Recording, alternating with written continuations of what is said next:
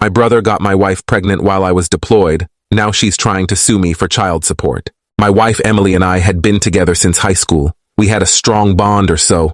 I thought my brother Max and I were close too, or at least we were until this whole mess started before my last deployment. Emily and I were trying to start a family. We had been discussing it for months and were both excited about the prospect of becoming parents. I thought everything was perfect, but a few months into my deployment, I started noticing strange behavior from Emily in her emails and calls. She seemed distant, evasive, even, and I couldn't shake the feeling that something was off. One night, I received a call from Max. He sounded nervous, which was unusual for him. Max was always the confident, carefree one between us. He stammered through the conversation, avoiding any real topic before abruptly hanging up. I was left with a sense of unease, but I couldn't do much from thousands of miles away. Things took a turn when Emily emailed me saying she was pregnant. At first I was thrilled. This was the news I had been waiting for. But then something didn't add up. The timing was off. Based on when she said she conceived, it didn't align with the last time we were together before I left. I pushed the doubt aside, chalking it up to stress and overthinking. When I finally returned home,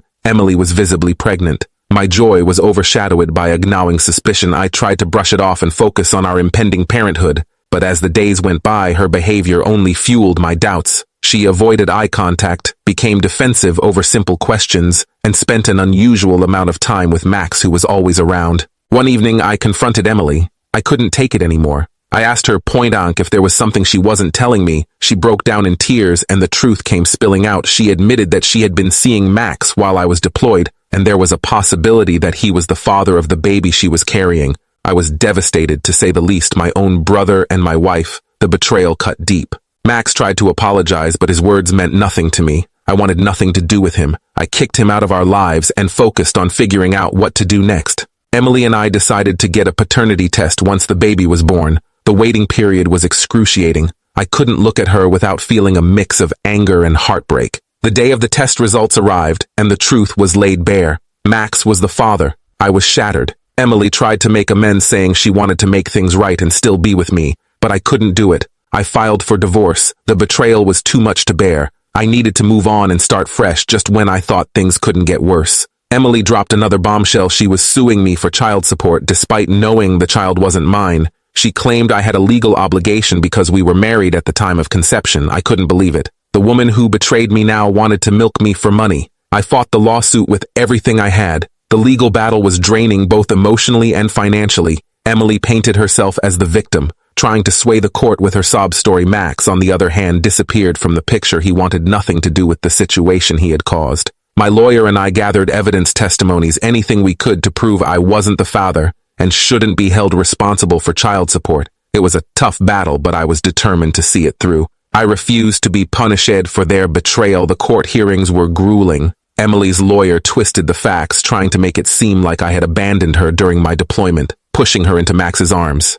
It was infuriating, but I stayed strong, knowing the truth was on my side. Finally, after months of legal wrangling, the judge ruled in my favor. I was free from the burden of child support. It was a small victory in the grand scheme of things, but it felt like a weight had been lifted off my shoulders. Emily's reaction was predictable. She lashed out, blaming me for everything that had gone wrong in her life, but I didn't care anymore. I was done with her toxicity. Moving on wasn't easy. The betrayal from two people I loved and trusted left deep scars. I threw myself into my work, trying to rebuild my life. I made new friends, found solace in my comrades who understood the pain of betrayal, and slowly started to heal. One day, out of the blue, Max showed up at my doorstep. He looked like a shadow of his former self, guilt and regret etched into his features. He begged for my forgiveness, saying he had made a terrible mistake and had lost everything because of it. I listened, but the pain was still too fresh.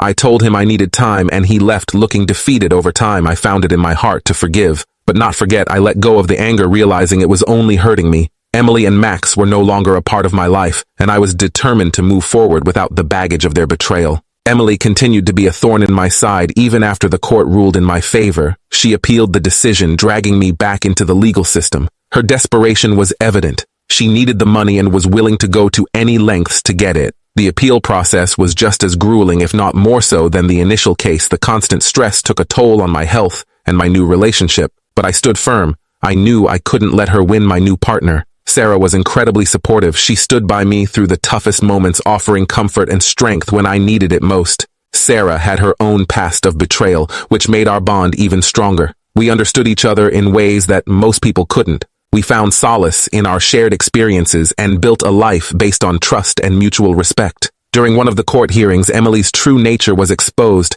She had been lying about her financial situation, painting herself as destitute to gain sympathy from the court. In reality, she was living off of Max, who despite his initial disappearance had been supporting her financially. When this information came to light, the judge was not pleased. Emily's credibility was shattered, and her case for child support was further weakened. Max was called to testify. His appearance was a shock to everyone. He looked broken, guilt-ridden. He admitted to his part in the betrayal and confirmed that he had been supporting Emily financially. His testimony was the final nail in the coffin. For Emily's case, the judge ruled once again in my favor. This time with prejudice, Emily could no longer appeal the decision. With the legal battles behind me, I focused on my future Sarah, and I got married in a small ceremony surrounded by close friends and family. It was a new beginning, a chance to build a life free from the shadows of the past. We decided to start our own family, and soon enough Sarah was pregnant. The joy I felt was indescribable this time. There were no doubts, no suspicions, just pure happiness.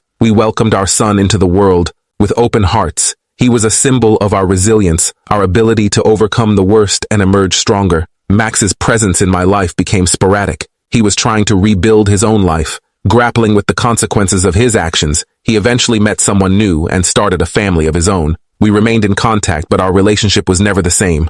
The trust had been irrevocably broken, but I no longer harbored anger towards him. I had moved on, and I hoped he could find his own path to redemption. As for Emily, she faded into the background of my life. I heard occasional updates about her from mutual friends. She struggled for a while, bouncing from one bad decision to another. She eventually moved away, starting fresh in a new city. I wished her no ill will. I had found my peace, and I hoped she could find hers too. Life moved forward in unexpected ways. I continued my military career, rising through the ranks and earning respect from my peers. My experiences had made me stronger, more resilient, and I used that strength to mentor younger soldiers, helping them navigate their own challenges. My family with Sarah blossomed. We had 2 more children, each one a blessing that filled our lives with joy and purpose. One day, Emily reappeared in my life. She contacted me out of the blue, claiming she wanted to apologize and make amends. I was skeptical, but agreed to meet her out of curiosity. When we met, she looked different. Weary the years had not been kind to her.